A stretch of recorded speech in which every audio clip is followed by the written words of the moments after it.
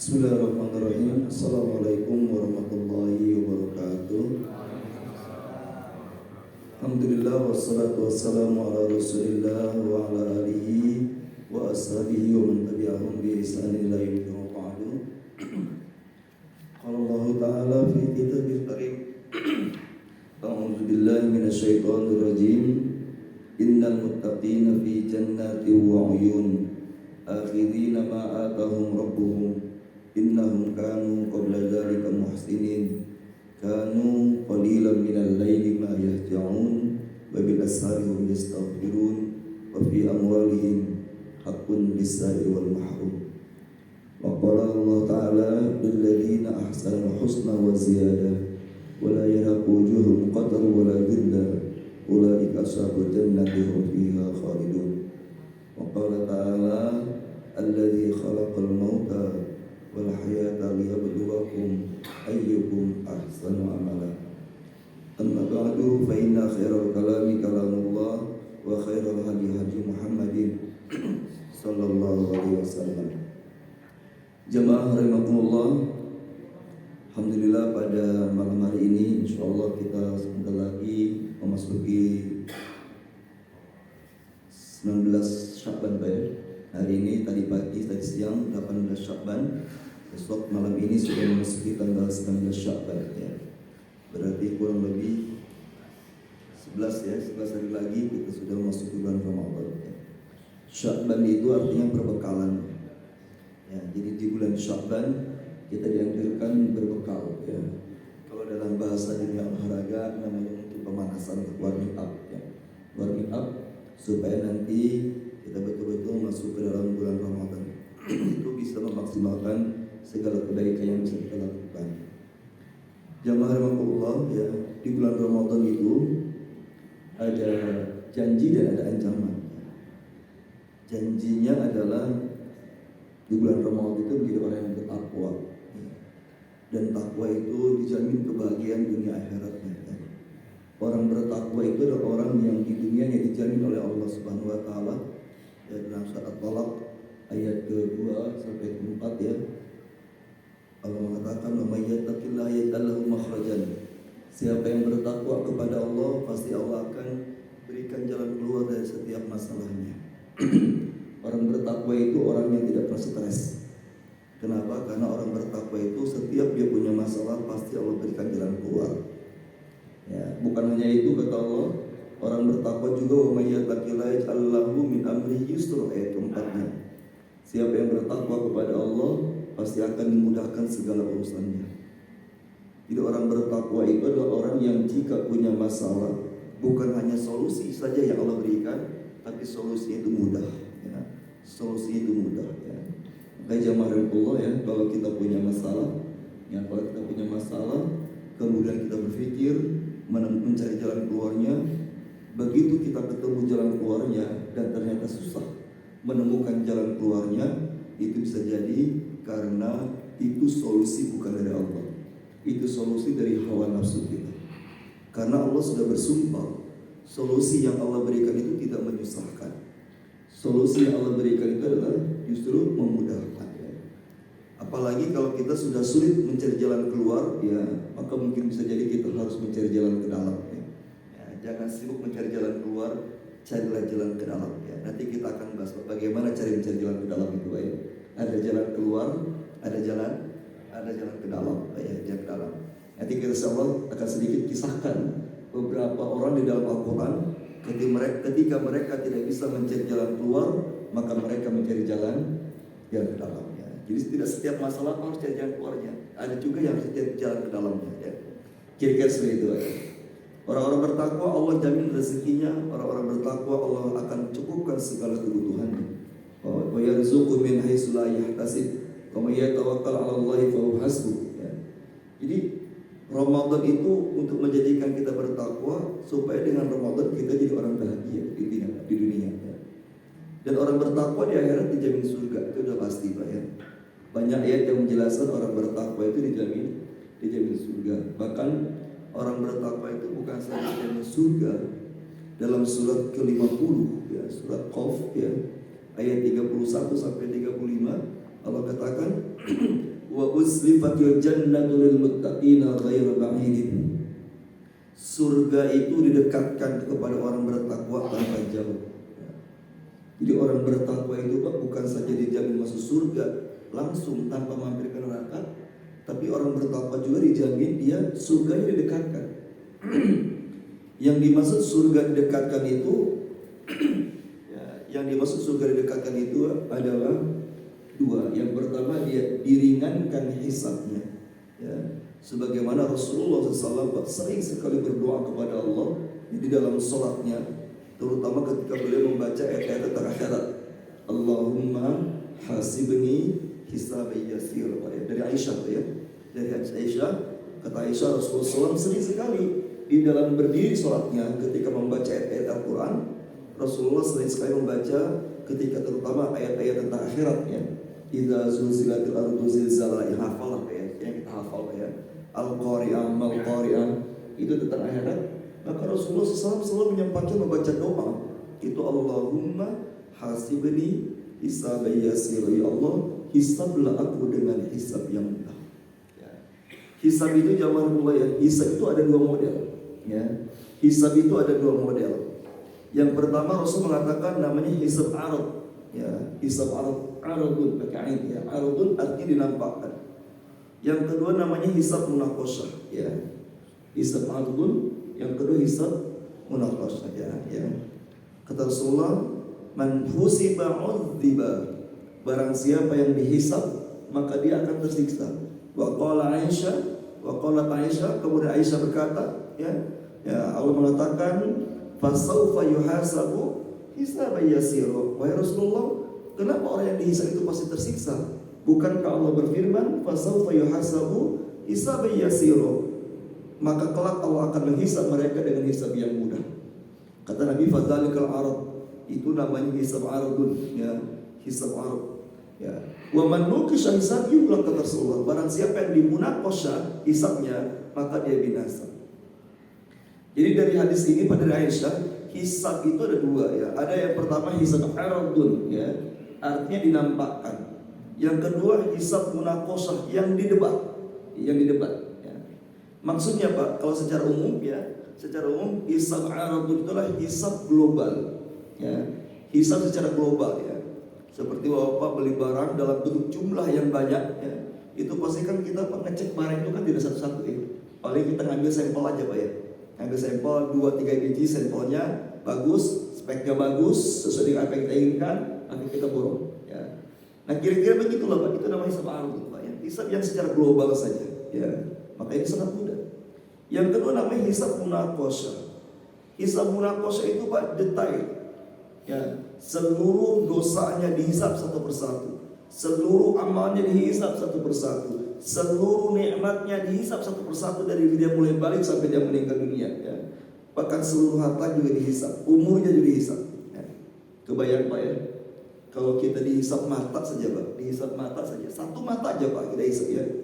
Dari mulai balik ya, anggaplah balik itu umur 13 tahun, 13 ya, 14 ya, 14 Pak ya, 14 tahun. Kemudian meninggal dunia umur 70 tahun. Berapa tahun itu Pak? Ya, itu 70 tahun ya, kurangi 13 tahun aja betul ya. Segitulah Pak ya. Bayangkan Pak, itu kalau hisabnya satu persatu mata, detik per detik mata kita dihisab. Detik per detik Pak kita dihisab Pak ya. Ya, detik per detik ya. Kebayang nggak Pak itu baru hisab mata Pak ya. Ustaz Sambo pernah cerita Pak ya. 2 tahun yang lalu beliau pernah diperiksa di Bareskrim kan gitu ya. Ya gara-gara ceramahnya kan provokatif ya. Itu 24 jam ya. Beliau menceritakannya ya, baru dihisab oleh manusia saja 24 jam udah capek ya.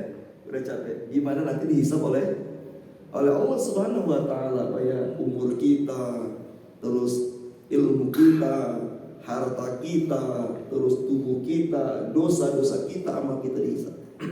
Itu namanya hisab munaqasyah. Maka Rasul mengatakan, wa man nuqisha hisab yuhlah. Siapa yang dihisab secara munaqasyah, babak belur lah dia, capek dia Pak. Capek. Makanya kita meminta kepada Allah, fasawfa yuhasabu hisaban yasira. Allahumma hasibni hisaban yasira. Ya Allah, hisablah aku dengan hisab yang mudah. Orang-orang bertakwa Di dalam surat 50 tadi ayat 31, 30 sampai 35 Pak, Allah mengatakan surga didekatkan kepada orang bertakwa. Jadi orang bertakwa itu bukan hanya saja masuk surga, tapi surganya didekatkan. Yang dimaksud surga didekatkan tadi yang pertama hisabnya dengan hisab yang mudah, hisab yang ringan, cepat. Ya. Dan saya yakin kita semua ingin dihisab dengan hisab yang cepat Pak, insya Allah Pak ya. Mudah-mudahan Pak ya. Syukur-syukur kita tanpa hisab Pak ya, syukur tanpa hisab Pak ya. Ya, jumlahnya banyak juga Pak ya. Yang masuk surga tanpa hisab ada berapa jumlah Pak? Kata tadi. Ada 70.000 ya. Ada 70.000 orang yang masuk surga tanpa hisab ya. Rasulullah mengatakan Pak, terus sedikit 70.000 itu. 70.000 orang itu ya. Dari zaman Nabi Muhammad sampai kiamat umat Rasulullah berapa puluh miliar Pak ya. Yang masuk surga tanpa hisab cuma ada 70.000 orang Pak. Maka Rasul minta sama Allah mazid, ya Allah tambah. Ya Allah tambah. Jadi para Rasul meminta kepada Allah agar umat yang masuk surga itu tanpa hisab jangan 70.000, terus sedikit, tambah ya Allah. Dan Allah kabulkan Pak. Allah kabulkan. Doa Rasulullah Allah kabulkan. Yang masuk surga tanpa hisab 70.000, kemudian dikali 70.000 lagi. Ya. Jadi 70.000 kali 70.000, berarti berapa kira-kira Pak? 4,9 miliar Pak ya. Ya, setelah itu lah Pak ya. Ya mudah-mudahan lah Pak kita masuk Pak ya. Ya, masuk kita insya Allah Pak ya. Walaupun saya sih gak apa-apa Pak, urutan ke-4 miliar 9 itu tadi gak apa-apa Pak ya. Di urutan terakhir gak apa-apa Pak. Yang penting masuk surga tanpa hisab Pak. Nah orang bertakwa Pak, surga didekatkan buat mereka. Bisa jadi mereka dihisab dengan cepat, atau bisa jadi mereka masuk surga tanpa hisab. Yang kedua, yang dimaksud surga didekatkan kepada orang bertakwa itu adalah mereka sangat cepat melewati jembatan Sirat. Sangat cepat. Ya. Wa in minkum illa wariduha kana 'ala rabbika hatman maqdiya. Dalam surah 19 surat Maryam ayat 70, yang Allah mengatakan tidak ada seorang pun manusia yang pernah hidup di dunia di hari kiamat yang tidak mendatangi neraka. Semua manusia nanti di hari kiamat akan mendatangi neraka, termasuk para nabi dan rasul. Ya, karena ala rabbika hatman maqdiya, itu keputusan yang sudah tidak bisa lagi dirubah. Semua manusia pasti akan mendatangi neraka. Ya. Yang dimaksud mendatangi neraka itu maksudnya melewati jembatan Sirat. Ya, melewati jembatan Sirat. Ya. Jembatan Sirat itu percis berada di atas neraka. Ya, jembatan Sirat itu percis berada di atas neraka. Ya. Panjangnya neraka berapa? Luas neraka kira-kira. Ya. Ada yang pernah survei ke sana? Ya. Yang luas neraka itu kan seluas langit dan bumi Pak ya. Luas neraka itu seluas langit dan bumi Pak ya. Berarti Pak jembatan Sirat di atas itu ada berapa Pak panjangnya? Ya seluas itulah Pak ya. Seluas itu Pak ya. Ya seluas itu Pak ya. Ibaratnya kalau kita berjalan Pak kayaknya nggak nyampe-nyampe itu ya. Ya kalau bahasa Ustaz Ahmad angklung-angklungan kan ya. Ya. Angklung-angklung ternyata jalan jauh tapi nggak nyampe-nyampe Pak. Itu orang Sunda itu punya istilah angklung-angklungan tuh ya. Ya gitu Ustaz Ahmad ya. Ya. Panjang Pak ya. Lama sekali Pak ya. Maksudnya Pak lama juga kalau selamat, banyak yang terpeleset. Tapi Allah mengatakan summa nunajjil ladzina taqau wa nazarul zalimina fiha jizya. Hanya orang-orang bertakwa lah yang pasti selamat. Jadi orang bertakwa itu pasti Pak selamat melewati jembatan Sirat. Bukan hanya selamat, tapi didekatkan surga. Maksudnya adalah mereka sangat cepat melewati jembatan Siratnya. Sangat cepat ya, sangat cepat. Udah dihisabnya cepat, melewati jembatan Siratnya pun sangat cepat Pak ya. Kalau sekedipan mata aja, ya. Walaupun itu panjangnya sepanjang itu Pak ya, tak terukur lah kira-kira ya. Kalau pakai meter nggak ada meterannya lah Pak ya. Seluas langit dan bumi. Kalau bumi sih masih bisa diukur. Kalau langit Pak yang susah diukur Pak ya. Langit yang nggak bisa diukur. Nah, itu jabaran Allah ya. Jadi orang bertakwa itu di dunia Allah kasih kebahagiaan, di akhirat juga Allah kasih kebahagiaan. Ini janji Allah kepada orang yang berpuasa Ramadan dapat takwa. Tetapi jabaran Allah ya, ada juga ancaman Rasulullah SAW dalam hadis riwayat Tirmizi tentang puasa. Ya. Jadi ada janji dan ancaman dalam bulan Ramadan. Janjinya adalah mendapatkan takwa, dan saya jelaskan tadi ya, bagaimana kebaikan-kebaikan Allah kepada orang-orang yang bertakwa ya, orang yang bertakwa. Ya. Makanya Bapak Allah, kalau kita punya masalah di dunia ini, kemudian kita berpikir, merenung, diskusi dengan keluarga, menemukan solusinya, kemudian kita menjalankan solusinya terasa berat Pak, minta lagi sama Allah Pak. Itu bukan solusi dari Allah. Itu solusi dari hawa nafsu. Karena solusi dari Allah pasti Pasti mudah Pak, pasti mudah Pak ya, pasti mudah Pak ya, pasti mudah ya. Ya saya pernah dengar Pak, ada nenek-nenek kakek-kakek Pak ya, nenek kakek-kakek ya. Suami istri ya. Dia punya penyakit tertentu yang berobatnya sebulan sekali ke Cipto. Ya, ke Cipto Pak ya. Suami itu berangkat, sedang naik jam berapa berangkat dari rumah? Mau ke Cipto itu, naik kereta mereka jam 3 pagi Pak ya. Jam 3 pagi sudah berangkat dari rumah ya. Kemudian nyampe rumah lagi jam berapa? Setelah berobat jam berapa? Ya paling cepat jam 8, jam 9, kadang jam 11 malam ya. Nyampe rumah. Nenek kakek-kakek Pak berdua. Ngapain jauh-jauh di Cipto? Ya karena dokter Cipto dan itu BPJS di sana. Solusi bukan itu Pak? Solusi Pak. Ya solusi, itu solusi ya. Ya dia punya penyakit, ketemu dokter gratis lagi. Itu solusi dari Allah Pak. Ya. Tapi kira-kira ringan atau berat tuh Pak? Berat ya. Saya bilang itu berat nih. Ya. Coba minta lagi sama Allah. Solusinya tidak memberatkan. Ya. Tidak memberatkan ya. Ya, minta lagi sama Allah ya. Walaupun itu solusi, tapi memberatkan, itu bukan dari Allah sebenarnya. Kalau dari Allah itu wa may yattaqillah yaj'al lahu min amrihi yusra. Itu janji Allah. Barang siapa yang bertakwa kepada Allah pasti dimudahkan segala urusannya. Maka jangan lupa ya. Insyaallah 2024 Pak. Kalau kita memilih presiden yang bertakwa Pak, utang sebaik ini lunas insyaallah Pak. Nah, insyaallah Pak ya. Ya, maka pilihlah nomor siapa pilih Pak? Pilihlah orang bertakwa ya. Pilih orang bertakwa itu ya. Siapapun dia Pak ya. Siapapun dia pilih orang bertakwa ya. 2024 pokoknya kalau pilpres nanti Pak ada pemilihan, pilih orang bertakwa. Karena orang bertakwa itu pasti diberikan jalan keluar, ya, diberi rezeki yang tak terduga, dicukupkan segala kebutuhannya, dimudahkan urusannya. Kebayang nggak Pak kalau kita punya pemimpin kayak gitu Pak? Ya Masya Allah ya. Utang kita berapa? Utang kita kan 7.000 triliun Pak ya, triliun insya Allah Pak. Kalau pemimpinnya bertakwa gampang tuh Pak insya Allah ya. Karena kasih rezeki kalau dari arah yang tak terduga insya Allah nanti Pak insya Allah ya. Makanya berdoalah sama Allah semoga nanti ke depan Pak kita diberikan pemimpin yang bertakwa insya Allah ya. Insya Allah. Tapi kata Ali bin Abi Thalib, pemimpinmu adalah cerminan rakyat. Pemimpin kita itu cerminan rakyatnya. Kalau rakyatnya bertakwa, insya Allah kasih pemimpin yang bertakwa ya. Kalau rakyatnya tidak bertakwa, ya rakyatnya juga kalau rakyatnya tidak bertakwa ya jangan berharap juga dikasih pemimpin yang bertakwa ya. Makanya terus mudah-mudahan Ramadan ini Pak yang menjelang 2024 ada Ramadan, kita perbaiki iman kita semua jadi orang bertakwa. Insyaallah Allah kasih kita pemimpin yang bertakwa insyaallah. Tetapi sekali lagi jangan pula di bulan Ramadan juga ada ancaman dari Rasulullah SAW tentang Ramadan. Hadis riwayat Tirmizi, Nabi mengatakan raghiba'an furajulin, sungguh binasa, sungguh celaka, sungguh merugi. Adraka Ramadana summan salaha qabla ayyughfar lahu. Yaitu orang yang menemui bulan Ramadan, usianya sampai kepada bulan Ramadan, begitu selesai Ramadan, tapi dosa-dosanya tidak diampunkan Allah. Ya, ini orang yang paling celaka kata Rasulullah SAW adalah mereka yang mendapati bulan Ramadan, tapi begitu Ramadan selesai dosanya tidak diampunkan Allah Subhanahu wa taala.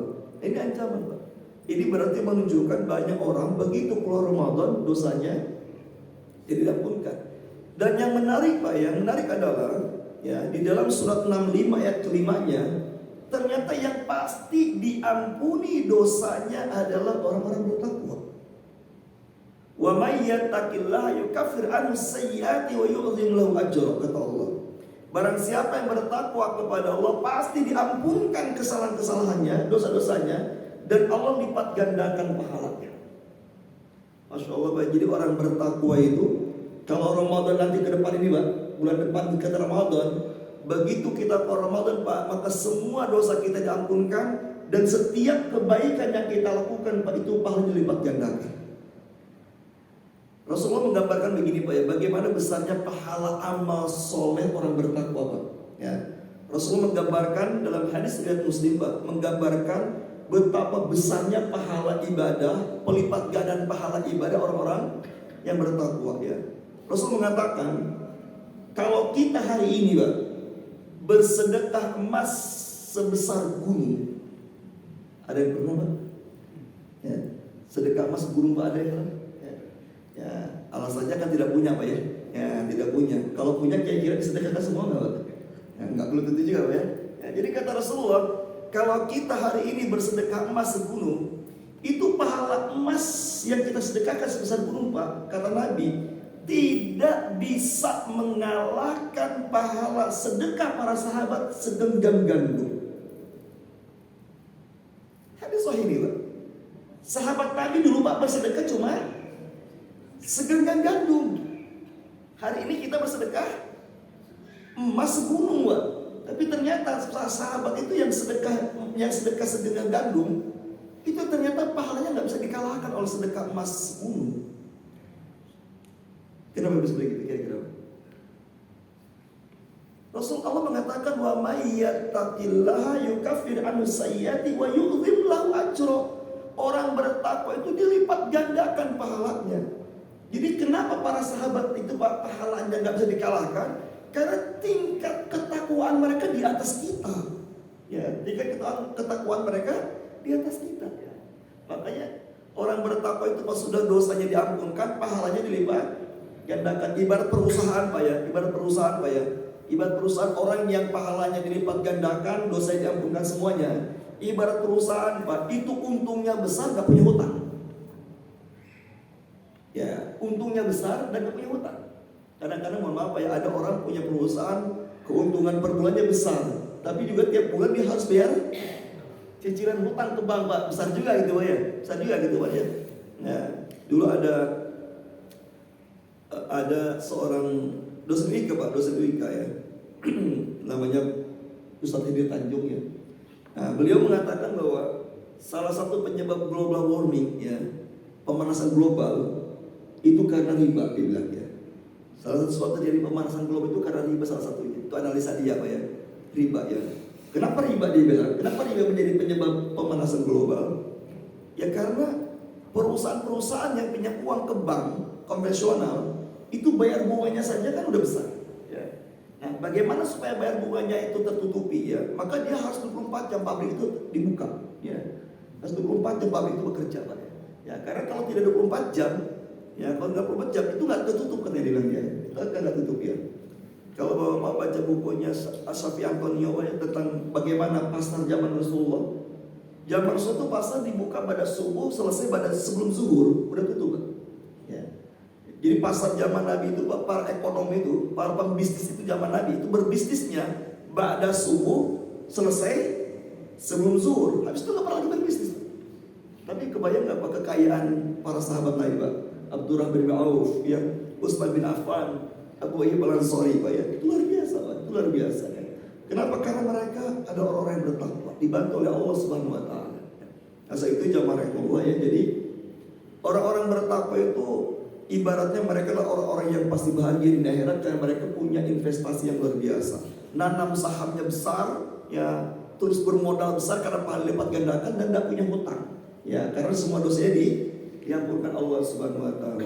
Maka wajar Nabi mengatakan barang siapa yang bergembira dengan datangnya Ramadan, maka Allah haramkan jasanya dari api neraka, Pak. Karena kalau dia bergembira, maka dia akan mengejar takwa. Orang bertakwa pasti diharapkan api neraka, insya Allah. Nah, jamaah Allah ya, siapa orang bertakwa itu, Pak? Ya. Bagaimana kita cara jadi orang bertakwa? Dalam kesempatan ini, Pak, di Al-Quran banyak sekali Pak cerita tentang orang bertakwa. Tapi dalam kesempatan ini saya ingin menyampaikan satu ayat, Pak. Surat Az-Zariyat, surat 51 ayat ke-15 sampai ke-19 ya. Surat Az-Zariyat ini kalau bisa, Pak, dari mulai sekarang dan terus sampai kita meninggal, jaga ayat ini, Pak. Amalkan ayat ini, Pak. Karena para ulama mengatakan, Pak, ayat ini menjelaskan 3 amalan yang pasti menjadikan pelakunya masuk surga. 3 amalan yang menjadikan pelakunya masuk surga. Dan ini adalah amalan terbaik orang bertakwa. Jadi orang bertakwa itu adalah orang yang beramalnya selalu beramal yang terbaik.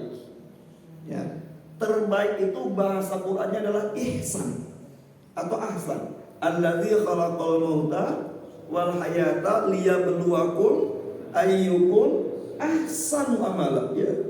Ahsan atau ihsan itu Pak artinya yang terbaik. Orangnya, pelakunya namanya muhsin. Ya. Namanya muhsin. Tapi nggak pakai alat Pak ya. Namanya muhsin, Pak ya, muhsin ya. Ya. Jadi Pak, orang yang baik di mata Allah, bahasa kita orang soleh Pak ya. Orang soleh itu di mata Allah Pak ada dua kategori ya. Ada namanya soleh di level mabrur ya. Di level mabrur itu soleh. Semua orang soleh pasti dijamin surga Pak. Semua orang soleh pasti dijamin surga. Apalagi kata Nabi, istri yang soleha itu bisa masuk surga tanpa hisab.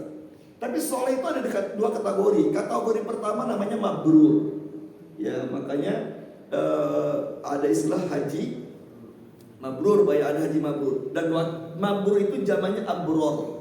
Ya, zamannya abror. Dan kita dianjurkan oleh Allah meminta kepada Allah agar diwafatkan bersama orang-orang abror. Ya, Rabbana faghfir lana dzunubana wa kaffir 'anna sayyi'atina wa tawaffana ma'al abror. Ya Allah, faghfir lana dzunubana, ampunkan dosa kami, wa kaffir 'anna sayyi'atina, maafkan semua kesalahan kami, hapuskan semua kesalahan kami.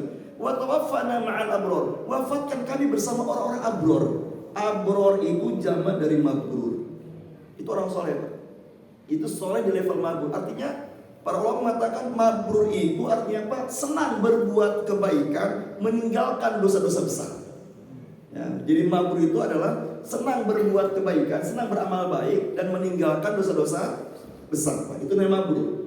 Nah kita Pak, kita minta sama Allah, walaupun kita ini belum mabrur, setidaknya kita minta sama Allah, ya Allah, kalaupun aku belum mabrur, wafatkan aku berada di tengah-tengah komunitas orang mabrur. Kalaupun saya belum mabrur, ya Allah, aku ingin meninggal dunia ketika aku berada di komunitas orang-orang mabrur. Artinya teman-teman kita orang-orang mabrur semua. Kenapa demikian Pak? Karena orang soleh itu bisa membantu kita di akhirat ya. Orang soleh itu bisa membantu kita di akhirat Pak. Kalaupun kita belum soleh, tapi kalau kita jadi berteman orang mabrur, itu Masya Allah Pak, mereka akan membantu kita. Makanya doa kita, wa tawaffana ma'al abror, ya Allah, wafatkan kami bersama orang-orang mabrur ya. Ini Pak mabrur, ini soleh yang pertama kategorinya adalah mabrur, orang yang senang berbuat kebaikan dan menjauhi dosa-dosa besar ya. Sedangkan di atas mabrur Pak, orang soleh di atas mabrur namanya muhsin ya, namanya muhsin ya. Muhsin itu orangnya amalnya ihsan atau ahsan ya. Muhsin itu artinya Pak ya, orang yang selalu beramal terbaik ya. Kalau mabrur beramal baik, kalau muhsin beramal terbaik ya. Makanya Allah katakan, Allah ingin mengujimu siapa di antaramu amalnya yang terbaik. Alladzi khalaqal mauta wal hayata liyabluwakum ayyukum ahsan, bukan abarru. Ya Allah tidak mengatakan abarru, siapa di antara kamu yang baik amalnya, tapi tidak kata ahsan, yang terbaik amalnya. Ya, yang terbaik amalnya Pak. Ya. Ini jamaah rekolah, jadi orang-orang bertakwa kata Allah adalah mereka yang muhsin. Ya, di dalam surat 51 ya, surat 51 tadi Pak Az-Zariyat ayat 15. Allah katakan innal muttaqina fi jannati wa uyunin. Sesungguhnya orang-orang bertakwa itu berada di taman-taman surga dan mata air. Akhirina ma atahum rabbuhum. Mereka menikmati semua kenikmatan yang Allah siapkan dalam surga. Apa kata Allah? Kenapa orang-orang bertakwa itu masuk surga dan mereka menikmati semua kenikmatan surga? Allah sebutkan Pak penyebab mereka masuk surga. Allah katakan innahum kanu qabla dzalika muhsinin. Karena dulunya orang-orang bertakwa itu di dunia mereka menjadi orang yang muhsin. Apa tadi muhsin Pak? Apa tadi muhsin? Orang yang selalu beramal terbaik. Ya, terbaik Pak ya.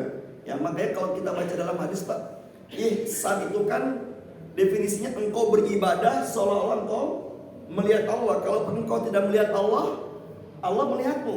Jadi mohon maaf Pak ya, kalau kita logikakan yang namanya pekerja Pak, kalau ditongkrongin mandor, nah, kira-kira gimana kerja itu Pak? Ya. Ya, kan pasti kan yang memberikan yang terbaik Pak. Tapi kalau nggak ditongkrongin mandor, ya sampai ada fenomena orang-orang di kampung-kampung itu Pak ya. Kadang-kadang kita susah nih katanya memperkerjakan pegawai itu ya. Misalkan kuli bangunan, diborongkan pembangunannya, dikerjakan asal-asalan, dikuli hariankan, dikerjanya dilambat-lambatkan ya. Makanya mesti ada pengawas, ada mandor. Nah orang-orang bertakwa Pak itu beribadah malah seperti dimandorin Allah terus ya. Dimandorin Allah, maka mereka pasti yang terbaik. Makanya dia mempersembahkan yang terbaik. Nah kemudian jamaah Allah ya, ada 3 amalan terbaik yang selalu dijaga orang bertakwa. Dan ini Pak menjadi penghapus dosa, pelipat gandaan pahalanya luar biasa. 3 amalan terbaik. Maka wasiat saya Pak buat saya dan buat kita Pak, kalau bisa 3 amalan ini dijaga terus sampai kita meninggal dunia. Ya. Yang pertama Allah katakan amalan terbaik orang-orang bertakwa adalah kanu qalilan minal laili ma yahjaun. Mereka sedikit sekali tidur di waktu malam. Maksudnya bukan begadang Pak ya, bukan begadang Pak ya. Ya. Kata Bang Roman juga begadang kan nggak bagus Pak ya. Ya. Yang dimaksud sedikit tidur di waktu malam adalah mereka memastikan dirinya selalu bangun di sepertiga malam terakhir Pak. Ya. Selalu bangun di sepertiga malam terakhir. Rasulullah mengatakan dalam hadis riwayat Tirmizi yang lain, "Alaikum biqiyamil lail fa inna udabus salihina qablakum." Kata Rasulullah, hendaklah kalian bangun malam. Ya, bangun malam Pak. Ya. Sesungguhnya bangun malam itu adalah tradisi orang-orang soleh dari zaman dulu Pak. Jadi kalau kita ingin dapat gelar soleh, ya, kalau kita ingin dapat gelar soleh Pak, itu mutlak kita harus punya kebiasaan seperti orang soleh yang sudah Allah catat dalam Al-Quran dan dalam hadis. Itu mereka selalu bangun malam Pak, bangun sepertiga malam terakhir. Ya. Dan insya Allah jamaah dulu ya, Ramadan pasti kita bisa bangun Pak ya. Insya Allah Pak ya, Ramadan. Setidaknya karena mau makan sahur Pak ya, makan sahur Pak ya. Insya Allah ya. Insya Allah bisa Pak, bangun Pak ya. Allah tidak menyebutkan amalannya Pak di sini. Allah tidak menyebutkan amalannya. Yang penting bangun malam aja. Yang penting bangun malam Pak ya. Nanti amalannya Pak Allah jelaskan dalam ayat yang lain ya. Amalan-amalannya Pak, amalan-amalan orang-orang yang dibangun malam itu ada 5 Pak ya. Ada 5 amalan terbaik di malam hari. Ya, maksudnya di sepertiga malam terakhir Pak ya. Ini yang penting bangun, syukur-syukur bisa melakukan kelimanya. Satu aja Pak kita lakukan Pak itu sudah luar biasa. Ya. Di Al-Quran dijelaskan Pak 5 amalan terbaik di tengah malam, di ujung malam itu. Yang pertama adalah wa minal laili fatahajjad bihi nafilatan lak, tahajud. Salat tahajud Pak ya. Itu yang terbaik, yang pertama tahajud. Yang kedua Allah katakan ya ayyuhal muzammil qumil laila illa qalilan nisfahu aw inqus minhu qalila aw zid 'alaihi wa rattilil qur'ana tartila. Membaca Al-Qur'an. Membaca Al-Qur'an. Masya Allah zaman dulu ya. Membaca Al-Qur'an yang paling terbaik, membaca Al-Qur'an yang paling besar pahalanya adalah di sepertiga malam terakhir. Ya kalau Bapak pada Isya baca Quran sangat bagus Pak ya. Rasulullah mengatakan barang siapa yang dalam semalam dia membaca Quran 100 ayat, ya. Barang siapa kata Nabi man qara'a mi ayatin minal Quran ya fi lailatin, barang siapa yang membaca 100 ayat dalam satu malam, itu pahalanya seperti sholat sepanjang malam. Ya. Makanya kalau bisa Pak jangan dulu tidur sebelum kita membaca Quran 100 ayat ya. Karena apa? Karena itu pahalanya seperti sholat sepanjang malam. Masya Allah Pak. Ya, Masya Allah. Nah jamaah Allah, jadi amalan yang kedua orang di malam itu adalah membaca Quran. Dan membaca Quran yang paling besar pahalanya adalah di sepertiga malam terakhir. Bahkan itu bunyi ayatnya, perintah membaca Quran Pak ada di sepertiga malam terakhir. Ya, di sepertiga malam terakhir Pak ya. Di dalam surah Al-Muzammil ayat pertama sampai 5 dan ayat terakhirnya Pak. Ayat terakhirnya. Yaitu yang kedua membaca Quran. Yang ketiga jamaah Allah, amalan terbaik di sepertiga malam terakhir adalah selain sholat baca Quran memperbanyak tasbih. Ya, ya. Wa minal laili fasjud lahu wasabbihu lailan tawila. Dan di ujung malam kata Allah bersujudlah untuk sholat tahajud dan bertasbihlah. Ya, jadi kita dianjurkan juga memperbanyak tasbih. Berikutnya memperbanyak istighfar dan yang kelima memperbanyak doa. Ya, silakan azan Pak.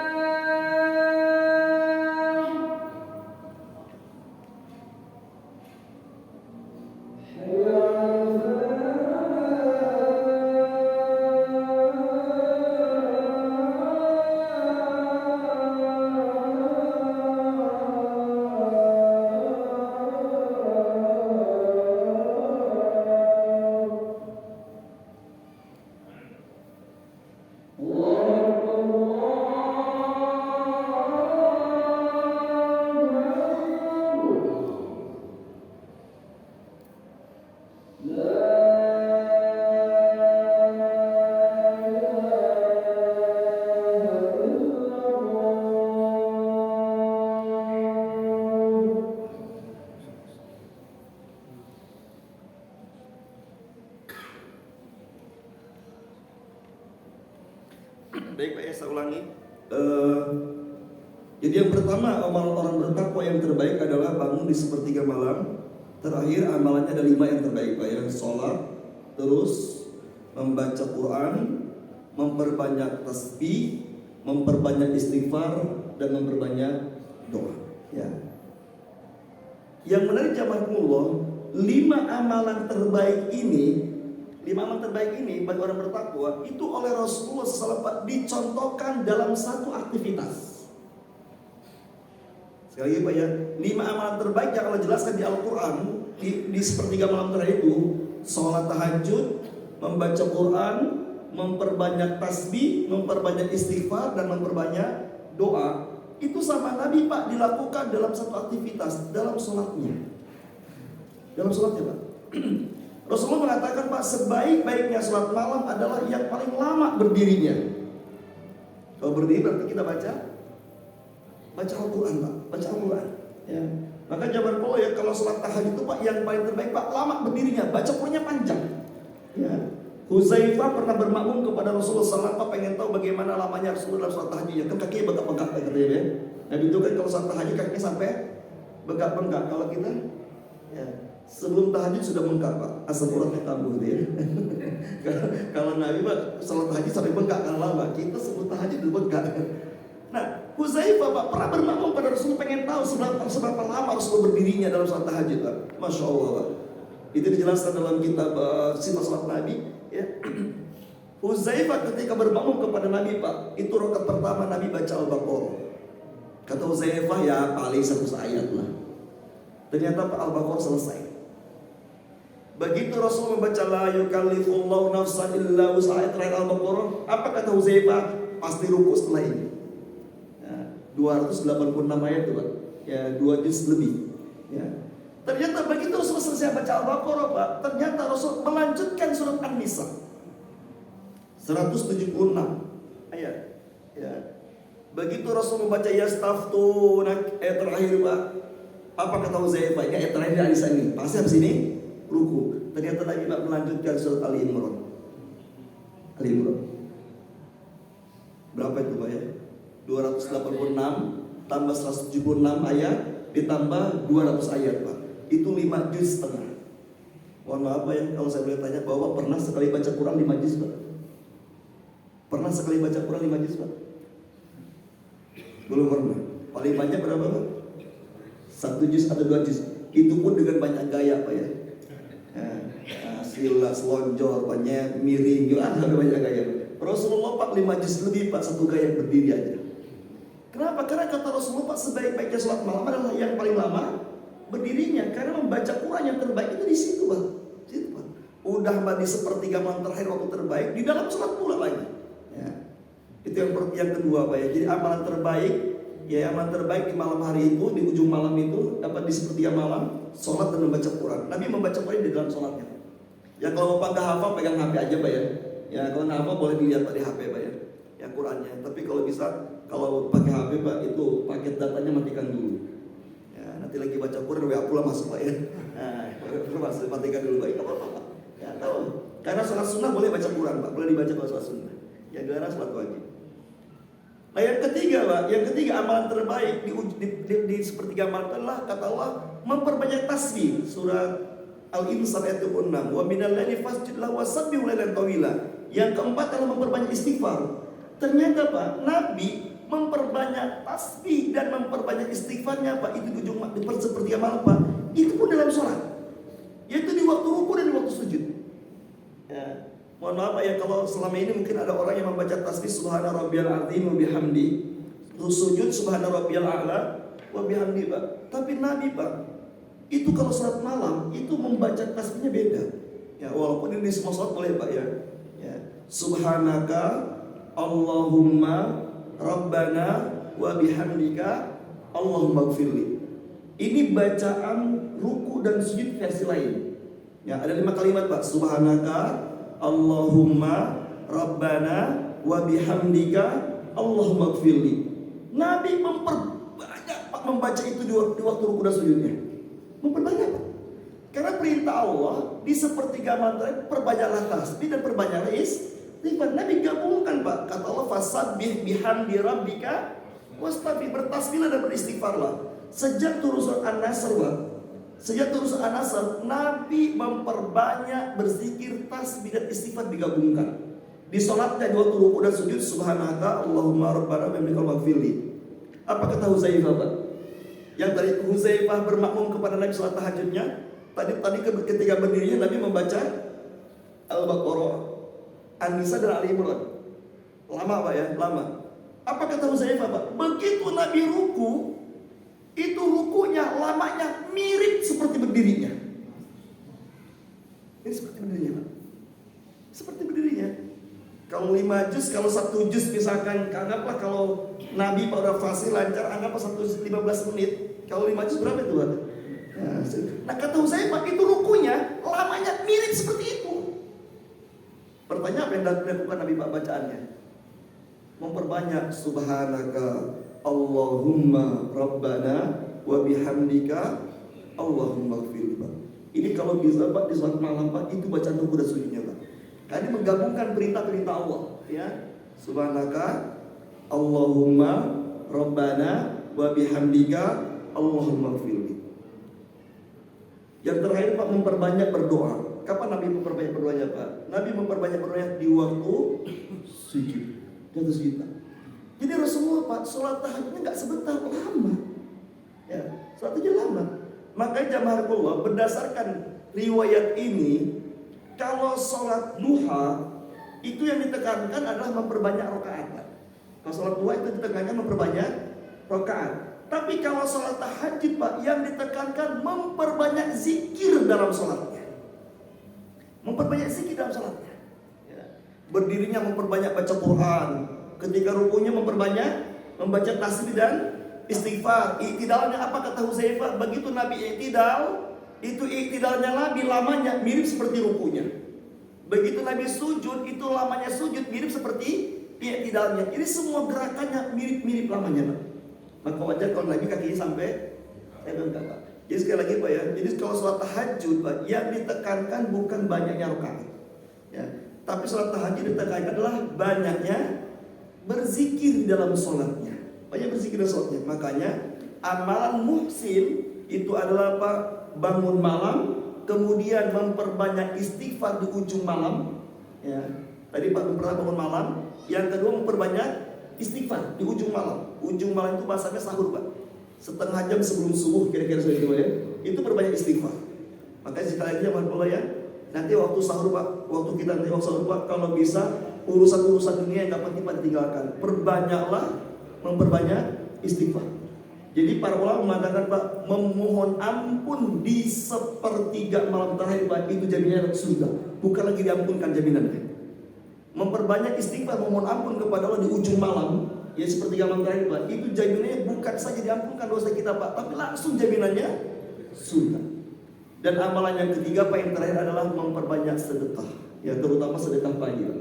Inilah jazakumullah 3 amalan terbaik orang bertakwa. Allah katakan orang bertakwa itu muhsin, orang yang selalu beramal terbaik. Amalan yang Allah sebutkan dalam surat Az-Zariyat ada 3. Pertama, bangun malam.